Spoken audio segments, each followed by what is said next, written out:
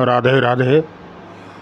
जैसा कि सर्वविदित है, कल गुरु पूर्णिमा का परम उत्सव है और गुरु की बड़ी महिमा शास्त्रों में बताई गई है।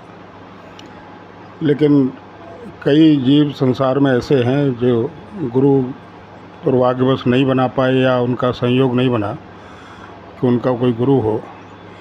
इसी गुण विषय पर चर्चा के लिए आज हमारे साथ हैं प्रातः स्मरणीय परम पूज्य गुरुदेव भगवान आचार्य अवधेश शास्त्री जी। मैं उन्हीं से ये प्रश्न रखता हूँ कि गुरुदेव, जिन जीवों के गुरु नहीं हैं उनको कल के दिन क्या करना चाहिए? राधे कृष्णा। जैसा कि हमारे आदरणीय और प्रिय शिष्य श्री अजय शर्मा जी ने प्रश्न किया है कि कल क्या करें, मतलब जिनके पास गुरु नहीं हैं या जिन्होंने गुरु नहीं बनाए हैं और जिनके पास गुरु हैं वे क्या करें। तो शास्त्रों में एक उल्लेख प्राप्त होता है कि एक श्लोक आप लोगों में विदित है, आपने सुना होगा, गुरुर्ब्रह्मा गुरुर्विष्णु गुरुर्देवो महेश्वरः गुरुः साक्षात् परब्रह्म तस्मै श्री गुरवे नमः। यह श्लोक सर्वविदित है, लेकिन इस श्लोक के अर्थ में आप एक भाव देख रहे हैं, वो है गुरुः साक्षात् परब्रह्म। वह परब्रह्म क्या है? ब्रह्मा विष्णु महेश का नाम तो पहले ही ले चुके हैं, गुरु ब्रह्मा गुरु विष्णु गुरुदेव महेश्वर। फिर वो इन तीनों से ऊपर कौन परब्रह्म है जिसकी बात यहाँ चल रही है? ऐसा कौन परात्पर अखिलेश्वर है जिसको परब्रह्म की संज्ञा दे रहे हैं? तो वो गुरु को परब्रह्म की संज्ञा दे रहे हैं। क्यों दे रहे हैं? तो इसके लिए एक महापुरुष के मुख से हमने सुना, संसार में कोई भी वस्तु आप लेने जाइए वह नाशवान है। ब्रह्मा जी आपको जो देते हैं शरीर, वो भी नाशवान है। भगवान विष्णु आपको जो देते हैं वो भी नाशवान है। और भगवान महादेव भी जो देते हैं वो नाशवान है, वो नष्ट हो जाती हैं सारी चीज़ें। लेकिन गुरु जो देते हैं वो कभी नष्ट नहीं होता। इसलिए गुरु साक्षात परब्रह्म। क्या देते हैं गुरु?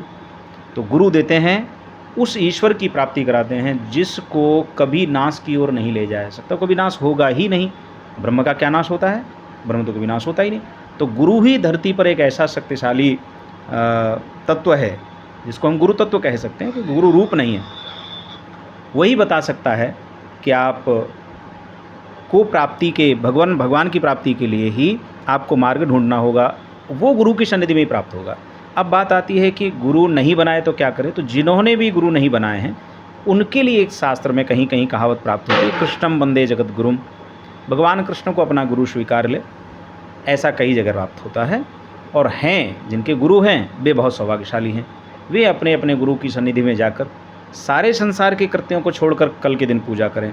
हमारे पूज्य गुरुदेव भगवान परम पूज्य प्रातः स्मरणीय परम पूज्य स्वामी श्री दीनदयालु पांडे जी महाराज, चूँकि गुरु का नाम नहीं लिया जाता तो संकोच होता है, वे कहा करते थे कि गुरु जो होता है वो कोई मनुष्य नहीं है, वो कोई जीव नहीं है, वह तत्व है और वो कभी नष्ट नहीं होता।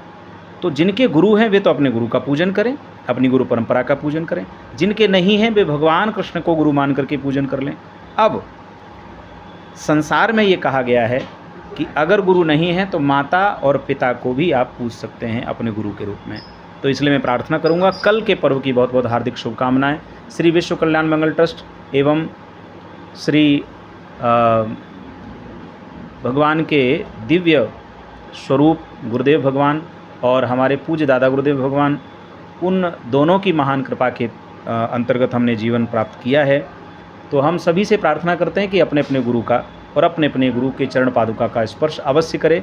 कल के लिए लिखा है, पूरे वर्ष गुरु के पूजन का जो फल है वो मात्र एक दिन गुरु के पूजन का फल प्राप्त हो जाता है, ये कल प्राप्त होता है। इसलिए गुरु पूर्णिमा कल का महोत्सव है। आप सभी लोगों से प्रार्थना है कि जहाँ जहाँ जिन जिन के गुरुदेव विद्यमान हैं वे गुरुदेव के पास जाएँ।